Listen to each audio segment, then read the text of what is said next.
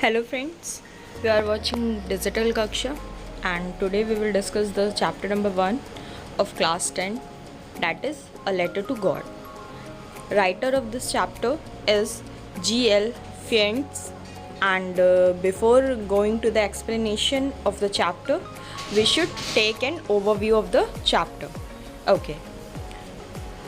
They say faith can move mountains. ऐसा कहा जाता है कि जो फेथ होता है, जो विश्वास होता है, वो पर्वतों को भी हिला देता है. But what should we put our faith in? पर हमें किस में विश्वास रखना चाहिए? This is the question this story delicately poses. और इस पूरी स्टोरी में सिर्फ यही क्वेश्चन है. Lencho is a farmer who writes a letter to God when his crops are ruined. Lencho एक फार्मर था और उसने भगवान को एक लेटर लिखा जब उसकी जो क्रॉप थी, जो फसल थी, वो नष्ट हो गई. Asking for 100 pesos. और क्यों लिखा? 100 पीसोज की हेल्प मांगने के लिए. Does Lencho's letter reach God? क्या लेंचो का लेटर गॉड तक पहुंचा? Does God send him the money? क्या भगवान ने उसे पैसे भेजे? Think what your answer to these questions would be. आप सोचिए कि इसके आंसर्स क्या हो सकते हैं. And guess how the story continues. और गेस करिए कि स्टोरी आगे कैसे बढ़ती है. ओके तो this is a short type of teaser of this story. And to find the answers of the question we will go through the story. इन्हीं question के आंसर्स ढूंढने के लिए हम स्टोरी पढ़ेंगे. Okay so without any delay we should go for the explanation of the story. The house, the only one in the entire valley, sat on the crest of a low hill. एक पूरी valley में जो एक इकलौता single house था वो एक पहाड़ी की चोटी पे था. From this height one could see the river. इस ऊंचाई से आप नदियाँ देख सकते थे. And the field of ripe corn dotted with the flowers that always promised a good harvest. और किस तरीके की आप फील्ड देख सकते थे? एक पके हुए कॉर्न की फील्ड जिसमें उसके फ्लावर डॉट्स की तरीके नज़र आ रहे थे. और इस तरीके की फील्ड हमेशा क्या प्रॉमिस करती है? इस तरीके की फील्ड हमेशा प्रॉमिस करती है अच्छी फसल का. ओके और क्या देख सकते थे? एक पकी हुई कॉर्न की फसल जिसमें उसके फ्लावर्स बिल्कुल डॉट की तरीके दिख रहे थे, जो एश्योरेंस दे रहे थे कि इस बार फसल बहुत अच्छी होगी. The only thing the earth needed was a downpour और एटलीस्ट अ शावर. और पृथ्वी यानी अर्थ को अगर किसी चीज़ की ज़रूरत थी तो वो था सिर्फ बारिश, एक शार की. Through out the morning Lencho, who knew his fields intimately, had done nothing else but see the sky toward the northeast. Lencho जिसकी वो फील्ड थी जिसमें कॉर्न उग रहा था, वो अपनी फील्ड को बहुत अच्छे से जानता था. इंटीमेटली मतलब बहुत पास से, बहुत नज़दीकी से. And had done nothing. और वो कुछ नहीं कर रहा था, सिर्फ वो क्या कर रहा था? नॉर्थ ईस्ट डायरेक्शन में देख रहा था. किस लिए?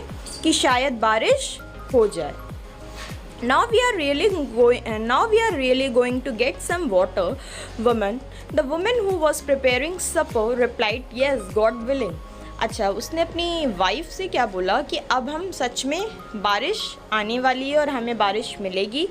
और वो औरत क्या कर रही थी? डिनर यानी सपर की तैयारी कर रही थी. और उसने बोला हाँ बिल्कुल, ईश्वर ने चाहा तो. The older boys were working in the field. जो बड़े बच्चे या जो बड़े लड़के थे वो फील्ड में काम कर रहे थे. While the smaller ones were playing in near the house until the women call to them all. और जो छोटे लड़के थे वो खेल रहे थे घर के पास जब तक उनको उस औरत ने बुलाया नहीं. Come for dinner. डिनर करो आके. It was during the meal that just as Lencho had predicted.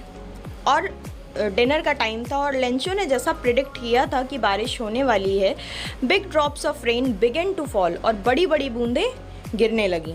In the north east huge mountains of clouds could be seen approaching. और नॉर्थ ईस्ट में एक बड़ा सा बादलों का झुंड दिख रहा था कि वो इस तरफ आ रहा है. The air was fresh and sweet. जो हवा थी वो बहुत ही फ्रेश और स्वीट थी. The man went out for no other reason than to have the pleasure of feeling. लोग बाहर जाके उसको फील कर रहे थे. The rain on his body. जब बूंदें उनकी शरीर पे गिर रही थी. And when he return he exclaimed. और जब वो लौटा तो उसने क्या बोला, these aren't rain drops falling from the sky, ये रेन ड्रॉप्स नहीं गिर रहे हैं आसमान से, these they are new coins, ये तो सिक्के बरस रहे हैं। क्यों सिक्के बरस रहे हैं? क्योंकि जब रेन ड्रॉप्स आपकी फील्ड पे आएगी तो क्रॉप अच्छी होगी, आप क्रॉप को सेल करोगे तो आपको मनी मिलेगी। And this is the reason he exclaim, these aren't rain drops, ये बारिश की बूंदें नहीं गिर रही हैं, ये सिक्के गिर रहे हैं। The big drops are 10 cent pieces, जो बड़ी बड़ी बूंदें हैं वो 10 रुपये के 10 सेंट के सिक्के हैं, एंड जो छोटी छोटी बूंदें हैं वो 5 सेंट के सिक्के हैं। Cent is a measurement of currency, जैसे हम लोग रुपीज़ बोलते हैं वैसे अब्रॉड में सेंट चलता है, 5 सेंट 10 सेंट, जैसे आपने डॉलर भी सुना होगा। Okay, With a satisfied expression, he regarded the field of ripe corn with its flowers draped in a curtain of rain. और फिर उसने एक्सप्रेस किया कि ये जो कॉर्न की फील्ड है और इसके जो फ्लावर्स हैं, ऐसा लग रहा है कि ये ड्रेप हो गए हैं। ड्रेप मतलब कवर हो गए हैं या बंध गए हैं, किस में? रेन में, अ कर्टेन ऑफ रेन। ऐसा लग रहा है कि बारिश का एक चारों तरफ सराउंडिंग सा हो गया और उसमें ये सारे फ्लावर कवर हो गए हैं, मतलब ऐसे वो फ्लावर बिल्कुल पानी से, उनके ऊपर पानी गिर चुका था। But suddenly a strong wind begin to blow, पर अचानक से एक हवा चलने लगी, बहुत स्ट्रॉन्ग विंड चलने लगी। And along with the rain very large hail stones begin to fall, और हवा के साथ ही बहुत बड़े बड़े हेल स्टोन्स गिरने लगे। These truly did resemble new silver coin, और अब बड़े बड़े बर्फ़ के गोले कैसे लग रहे थे? सिल्वर कॉइन की तरह लग रहे थे। The boys exposing themselves to the rain, वो लड़के जो रेन में थे, बारिश हो रही थी उसमें थे, ran out to collect the frozen pearls, और वो जमे हुए मोतियों को, यानी वो हेल स्टोन्स को बटोर रहे थे। It's really getting bad now, exclaimed the man. तो वो लेंचो ने क्या बोला, अब ये बहुत गलत हो रहा है। I hope it passes quickly, मैं उम्मीद करता हूँ ये जल्दी बीत जाए। It did not pass quickly, पर ये जल्दी नहीं बीता। For an hour the hell rained on the house, 1 घंटे तक जो बर्फ़ थी वो गिरती रही हाउस पर। The garden, the hill side, garden में गिरी, हिल साइड पे गिरी, कॉर्न फील्ड पे गिरी, ऑन द होल वैली, पूरी वैली में गिरती रही। The field was white as if covered with salt, पूरी फील्ड सफ़ेद हो गई जैसे वो सॉल्ट से ढक चुकी है। Not a leaf remained on the trees, किसी भी ट्री पे एक पत्ती तक नहीं रही। The corn was totally destroyed, और कॉर्न की जो फसल थी वो पूरी तरीके से डिस्ट्रॉय हो चुकी थी। The flowers was gone from the plant, जितने भी फूल थे वो सब प्लांट से जा चुके थे। Lencho soul was filled with sadness, और जो लेंचो की आत्मा थी वो बिल्कुल दुख से भर गई थी। When the storm had passed he stood in the middle of the field, जब तूफान चला गया तो वो अपनी फील्ड के बीच में खड़ा हो गया। And said to his sons, और अपने लड़कों से बोला, a plague of locusts would have left more than this, अगर लोकस्ट का प्लेग भी आता तो उससे भी हमारी फसल इससे ज़्यादा ही बच जाती।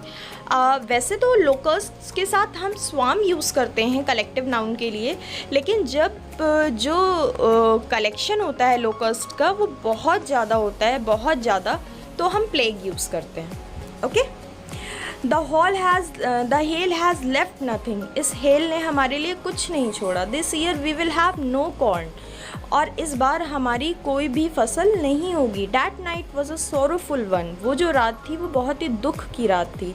All our work for nothing, हमारी सारी मेहनत बेकार गई। There is no one who can help us, कोई भी यहाँ ऐसा नहीं है जो हमारी मदद कर पाए। We all go hungry this year, इस बार हम लोग भूखे ही रह जाएंगे। What did Lencho hope for, Lencho क्या होप कर रहा था? A good amount of rainfall. Why did Lencho say the raindrops were like a new coins? I told you people, because whenever there is good rain, it ultimately benefit the crop, and if crop is superior in quality, the farmer will be able to sell it in a good amount of money. और जब money आएगी तो वो एक तरीके से उसने rain drops को कैसे रेफ़र किया? न्यू कॉइन्स की तरीके रेफ़र किया कि ये रेन ड्रॉप्स नहीं, सिक्के बरस रहे हैं। How did the rain change, rain कैसे चेंज हुआ? Suddenly a strong wind started to blow with a hail hail storm आ गया. What happened to Lencho's field? Nothing left in Lencho's field. No plant is left with a single flower.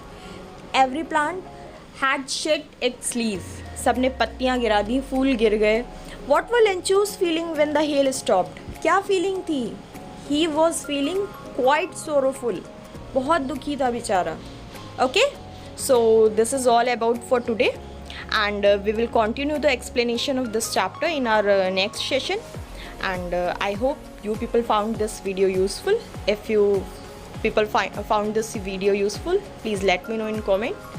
Until then, stay home, stay safe, keep watching, study hard. Thank you.